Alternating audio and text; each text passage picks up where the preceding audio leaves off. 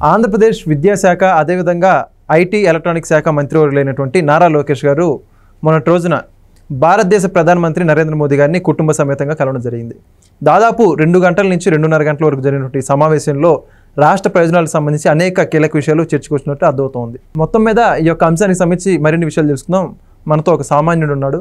Sir నమస్కారం అండి. నమస్తే అండి. సార్ నారా లోకేష్ గారు ఆంధ్రప్రదేశ్ నుంచి ప్రస్తుతం ఐటీ ఎలక్ట్రానిక్స్ ఎడ్యుకేషన్ మినిస్టర్గా కొనసాగుతున్నారు.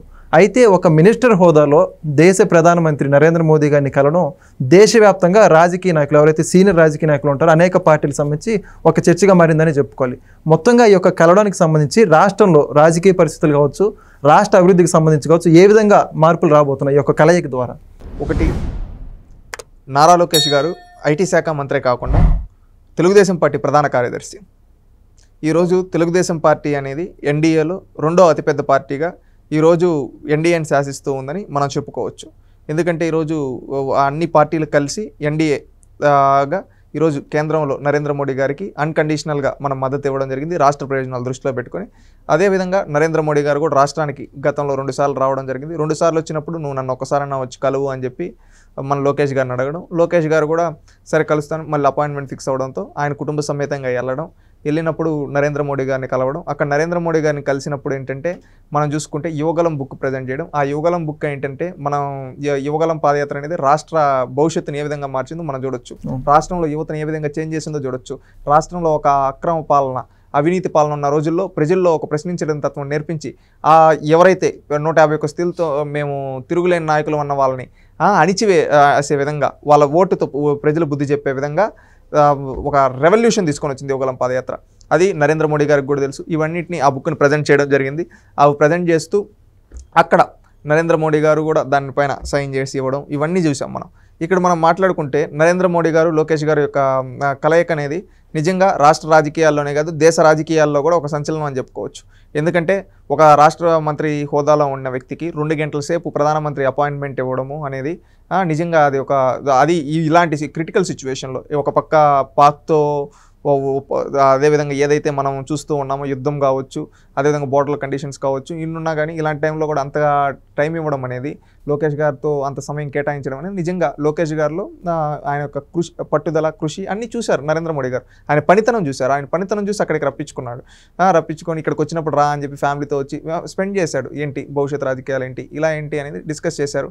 దాంట్లో యువగలం గురించి మెయిన్గా ఆ బుక్ ప్రజెంట్ చేయడం జరిగింది. ఆ యువగలం బుక్ అనేది ఖచ్చితంగా నరేంద్ర మోడీ గారు సైన్ చేసి ఇవ్వడం జరిగింది. అది ఆయన కూడా ఒక మాటలో అన్నారంట, యువగలం అనేది ఎన్డీఏ గెలుపుకి ప్రధానంగా కారణమైంది అని చెప్పి చెప్పడం జరిగింది.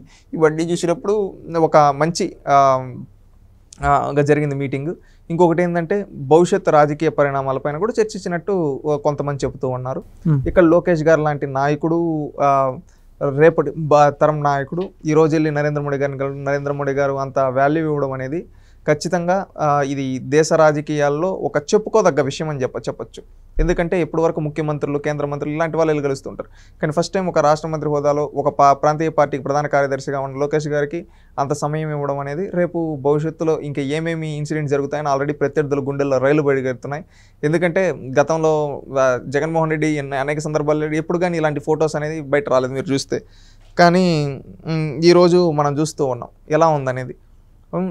దేవాంశం దగ్గరికి తీసుకోవడం, అదేవిధంగా బ్రాహ్మణి గారితో కూడా చాలాసేపు మాట్లాడడం నరేంద్ర మోడీ గారు, ఇవన్నీ ఒక ఆసక్తికర సంఘటనలుగా మనం చెప్పుకోవచ్చు. సార్ ఇక్కడ ఇంకోటి చూసుకోవాల్సింది ఏంటంటే ఇప్పటికే నారా లోకేష్ గారు అనేక సార్లు జాతీయ స్థాయిలో పార్టీకి సంబంధించిన కార్యక్రమాలు కావచ్చు, అదేవిధంగా నేషనల్ మీడియాకి సంబంధించినటువంటి అనేక దాన్ని అడ్రస్ చేయడం జరిగింది.